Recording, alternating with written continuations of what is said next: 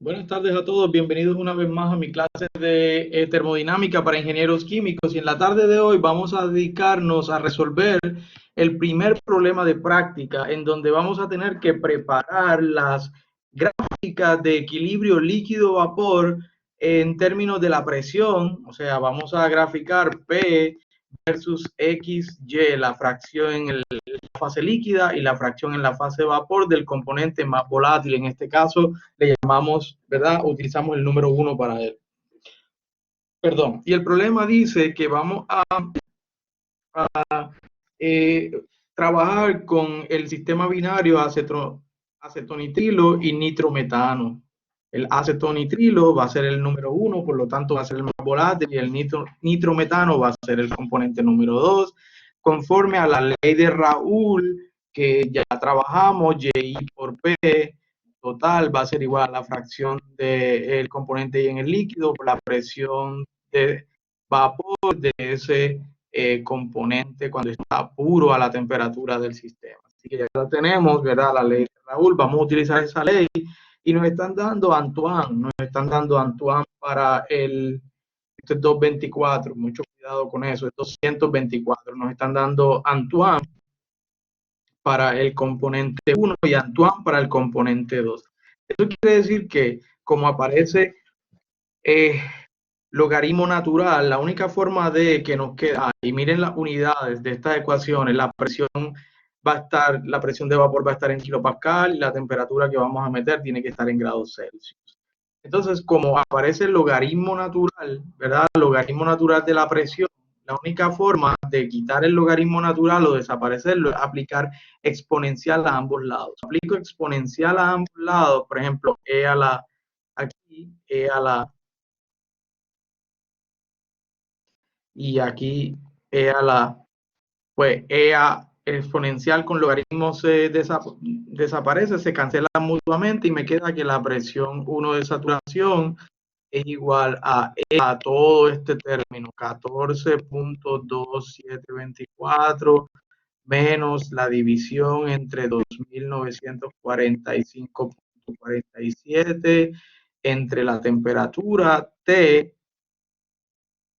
en Celsius más 224. O sea que esta temperatura no puede estar en Kelvin, en Fahrenheit, tiene que estar en Celsius para poder usar esa ecuación. Lo mismo voy a hacer para la otra, para poder desaparecer el logaritmo natural y me quede en términos solo de la presión 2, tengo que aplicar exponencial, así que me va a quedar E a la todo este término. ¿Está bien? Así que vamos a preparar esa gráfica cuando varía la presión, la vamos a preparar a 75 grados Celsius. O sea que aquí debe ser 75 y aquí 75 para hallar P1SAT y P2SAT a esta temperatura. ¿Está bien? Así que, ¿qué vamos a hacer? Pues vamos a ir a una hoja de cálculo. Yo voy a enviarles a ustedes la hoja de cálculo donde ustedes van a ver cómo yo creé esta tabla. Vamos a hacer un tutorial porque realmente es bien sencillo hacerlo. Así que va a ser un problema de pressure, ¿verdad? De bubble point pressure, en este caso, para poder determinar esa gráfica. Así que lo que vamos a hacer es que como no nos dan, o sea, en este caso, ¿verdad? Vamos a suponer los valores de X porque yo quiero graficar, o sea, yo estoy haciendo el gráfico. Así que voy a suponer valores de X desde 0 hasta 0.1. Hasta 1. En este caso yo lo tomé de punto 2, punto 2, por ejemplo, 0, punto 2, punto 4, punto 6, punto 8 y 1. Esos fueron los datos, ¿está bien? Entonces, ¿qué vamos a hacer? Obviamente, voy a escribir una celdita abajo para P1SAT y aquí para obtener 83.21, ¿qué hice? Pues escribí esta fórmula aquí. En Excel uno tiene que escribir entonces que P1SAT es igual, te va a escribir aquí, ¿verdad? Igual a E exponencial a la, ¿cómo es? Exponencial en Excel. Correcto, exponencial, ¿ven? De 14.274 menos todo eso lo va a escribir allí, ¿verdad? Y entonces, bien importante, ¿qué temperatura va a poner aquí? pues la celda fija, porque siempre va a ser 75 grados Celsius. ¿Está bien? 75 grados Celsius. Te puede escribir esa celda, ¿verdad? O escribir el valor directo, pero si escribe con celda es mejor porque puede usar esa misma template para un gráfico a otra temperatura. Simplemente cambia el valor de la celda. ¿Está bien? Vamos a hacer un tutorial en aquí, un video para que usted vea cómo hacerlo en Excel, pero es realmente bien sencillo. Así que P2SAT, pues lo obtengo de esta ecuación cuando la despejo. Elimino el logaritmo y me queda E a la. Todo eso lo meto entonces aquí y me va a dar 41.88, en donde la temperatura va a ser 75 grados Celsius. ¿Está bien? Obviamente usted tiene que meter el número 75. ¿Está bien? Ahí está. ¿Qué vamos a hacer entonces para calcular la presión del sistema? Pues nosotros, ¿verdad? Cuando demostramos las ecuaciones de Bubble Point Pressure, nosotros demostramos esta ecuación, ¿verdad? Que la presión total es igual a P2SAT, que ya usted la conoce, 41.98, la obtuvo de aquí a reemplazar aquí 75,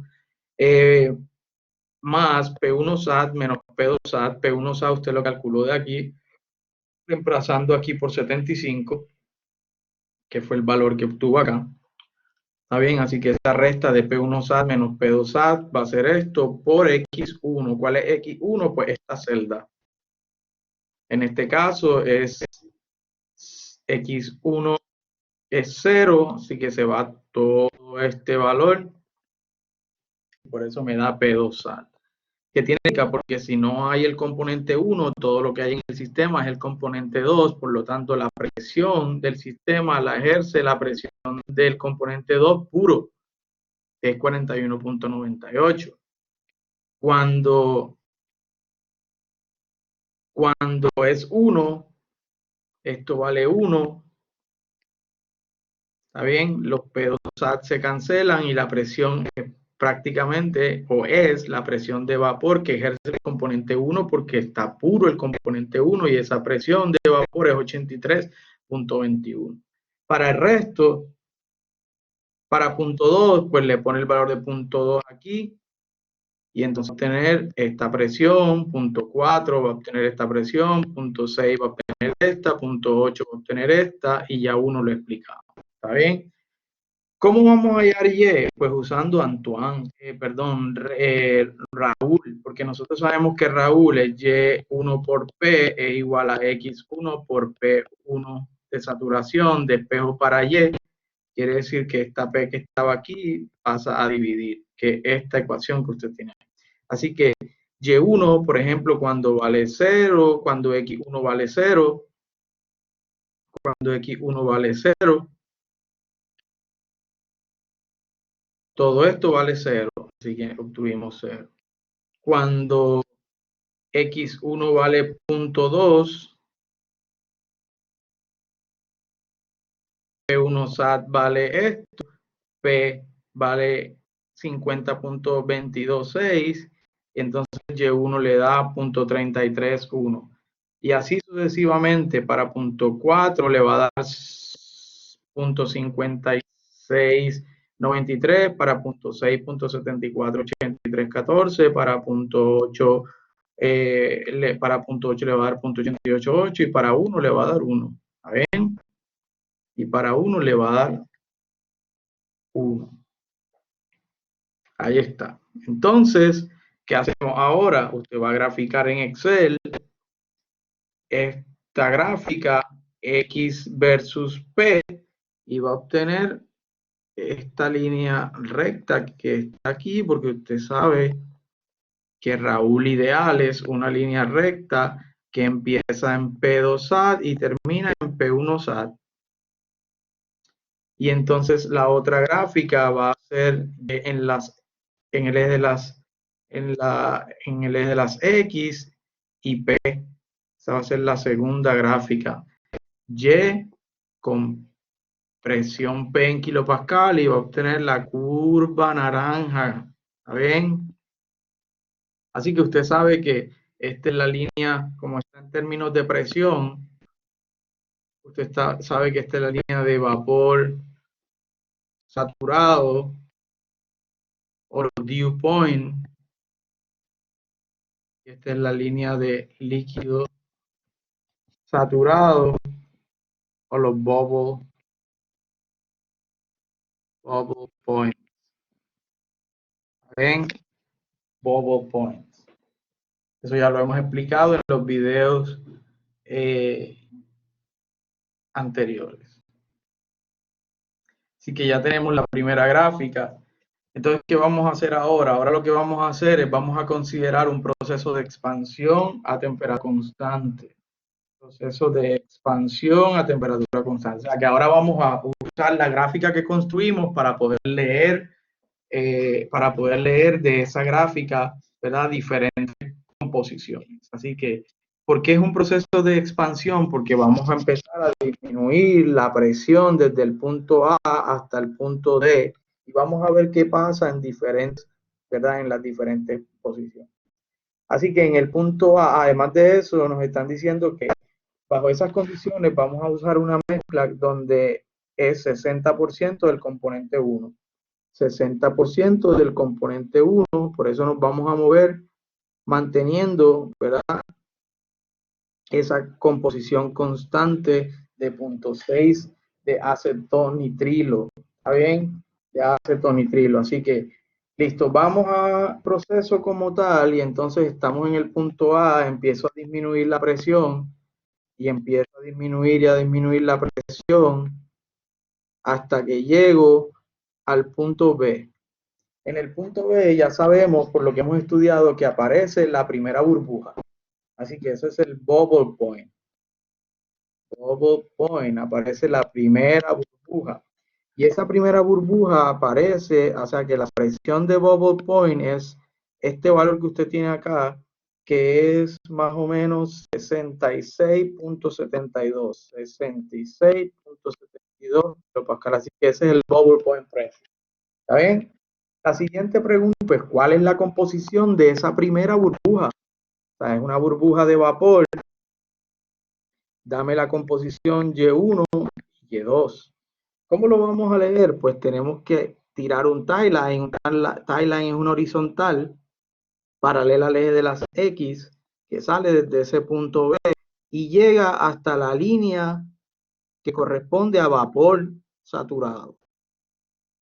Como son Y1 y Y2, pues yo tengo que leer sobre esa línea que precisamente es vapor saturado. ¿Está bien? ¿Por qué? Porque yo en este caso, yo lo que tengo en el sistema, en el pistón, sistema cerrado, yo tengo todo líquido y aparece la primera burbuja que está en equilibrio. Así que esa burbuja es vapor saturado. ¿Verdad? Que está en equilibrio con todo el resto que es líquido. ¿Cómo leo esa composición Y1? Pues tiro el tie line, que es una horizontal, y sobre la línea de vapor saturado leo el Y1 que corresponde a punto 7483, punto 7483. Eso quiere decir que Y2 vale ¿cuánto? Ayúdeme. 1 menos punto 7483. 1 menos punto 7483, punto 2517.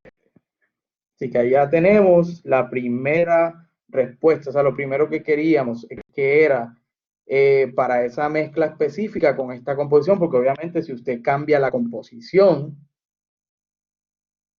pues va a cambiar ese resultado, porque no es lo mismo que si la composición era 0.4, si la composición es 0.4, ¿verdad? Vamos a tirar una línea en 0.4, usted va a ver que es diferente.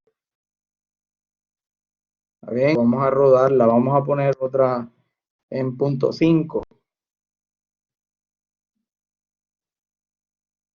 Se da cuenta que es diferente. Si empieza ese proceso de aquí, el punto, ¿verdad? El bubble point, la presión va a ser diferente, menos de 65.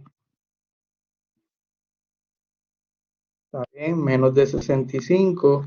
¿Y dónde lo va a leer? Tira un timeline en una horizontal y lo lee aquí. Así que esa primera burbuja tiene una composición diferente, menor de 0.7. O sea que depende también de la composición de la cual yo voy a partir. Acuérdense, siempre nos vamos a mover de manera vertical, hacia arriba o hacia abajo. ¿Está bien? O hacia abajo o hacia arriba. Porque es un sistema cerrado donde la presión overall siempre se va a mantener constante. Por eso yo, o sea, no importa cómo se repartan, ¿verdad?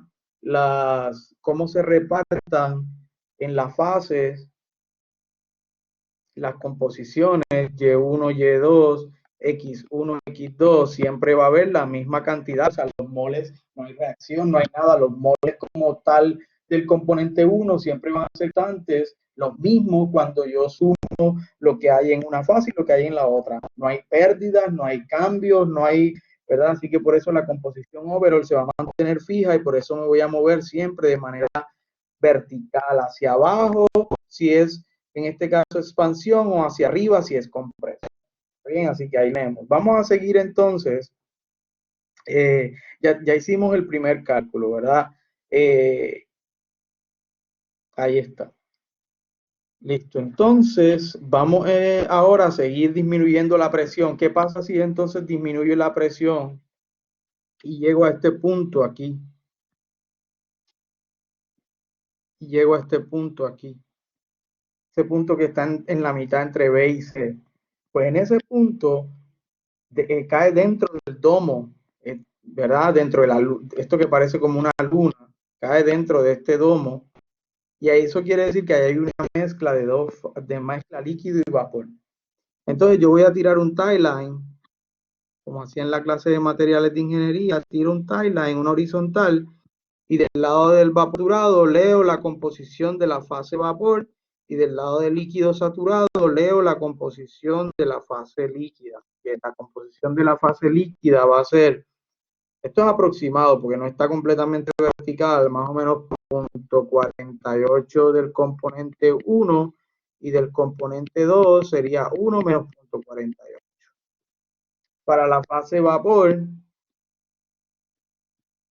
¿qué voy a hacer? Leo entonces, o sea, tiré un timeline que pasara por ese punto y leo sobre la línea de vapor, que es más o menos Y1.69, así que Y2 es 1 menos 0.69. Y ahí entonces tengo la composición de ambas fases. Si sigo disminuyendo la presión y llego al punto C, entonces, ¿qué pasa allí? Ya prácticamente no me queda líquido. Así que lo que tengo en el sistema, prácticamente todo es vapor con la última gota de líquido. ¿Saben? Con la última gota de líquido. Ojo, si hubiese venido de arriba hacia abajo, sería la primera gota de líquido, porque todo es vapor, pero prácticamente la representación es lo mismo si vengo de arriba o si vengo de abajo y llego al punto C. Por eso el dew point en este caso es la última gota. Pero si hubiese venido de un proceso de compresión, sería la primera gota, porque todo era vapor. ¿Está bien? Así que, ¿cómo leo la composición de esa última gota? X1 y X2, pues tengo que leerlo sobre la línea de líquido saturado, no puedo leerlo en la línea de vapor saturado, ¿verdad? Así que tiro una horizontal, que es el timeline, y leo sobre la línea de líquido saturado en el punto C', leo la composición y entonces veo que esa composición es 0.4308, así que X2 es 1 menos 0.4308. Pero si no tengo la gráfica, yo también puedo hacer el cálculo con las ecuaciones. O sea, tengo que saber hacerlo de todas las maneras posibles. Si a mí me están diciendo, ¿verdad? En este caso, yo partí de una composición líquida, ¿verdad? Partí de una composición líquida de X 1 de punto 6, ¿verdad? Pero cuando llego al punto C, donde prácticamente ya lo que todo es vapor, y lo que me queda una gota ínfima de líquido, pues yo puedo decir que la composición ahora total de ese vapor es 0.6. ¿Está bien? Porque prácticamente todo ya se convirtió. Todo lo que tengo en el sistema prácticamente es vapor y la composición es 0.6. Así que para solucionar ese problema de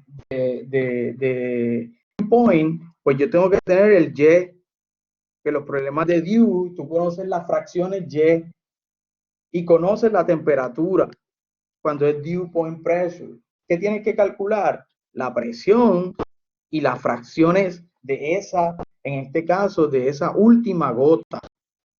¿Está bien? Así que, ¿cómo hacemos? Pues la fórmula para dew point que demostramos en el video anterior es esta. Pues siempre reemplazo porque ya yo tengo P1 SAT y P2 SAT. Que lo expliqué anteriormente, lo reemplazo aquí y aquí. Y si tengo Y1 que vale 0.6, Y2 vale 0.4. Y obtengo esa presión que es casi 60, que fue la que leí en el gráfico. Así que si usted no tiene el gráfico, usted sabe las ecuaciones para hallar ese dew point pressure. Usted la tiene. Y ahora para hallar la fracción, pues de Raúl, que es Y, escribiéndolo todo el tiempo para que Y por P es igual a X1 por P1 SAT. Desde ahí despejo para X1 y me queda esta ecuación. Y1 vale 0.6, P vale 59.74 y P1 SAT ya la teníamos, 83.21. Obtenemos X1 de 0.4308, que fue exactamente lo que leímos en la gráfica. Así que miren cómo lo hallamos. Obviamente X2 es 1 menos 0.4308. ¿Está bien? Así que estoy demostrándoles con este ejemplo que usted no necesita necesariamente ver la gráfica para poder hacer cálculos de dew point o de bubble point. ¿Está bien?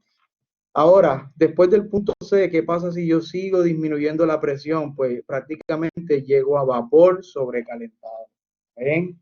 La composición de ese vapor es 0.6 del componente 1 y 0.4 del componente 2. ¿Está bien? Así que nada, en el siguiente video voy a explicarles entonces cómo se trabaja la gráfica en Excel para entonces luego hacerles un video explicándoles cómo se trabaja el bubble point temperature y el dew point, perdón, sí, el bubble point temperature y el dew point temperature, que es un poco diferente y hay que iterar porque ya al no conocer la temperatura no podemos usar Antoine directamente.